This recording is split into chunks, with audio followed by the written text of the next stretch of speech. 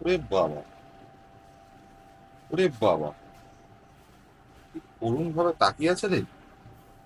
ওস্তাদ, কি এগুলো, কি এগুলো, কি দেখি তো। ও বাবা, কাতলা মাছের পেটি। আচ্ছা, তাই জন্য পোস্তর এত আগ্রহ। বাহ, বাহ, বাবা, বাবা, খাওয়ার রেডির আগে টেস্ট করে দেখছে নুন হলুদ তেল সব ঠিক আছে কিনা। বাহ, হেভি ব্যাপার তো। বাহ।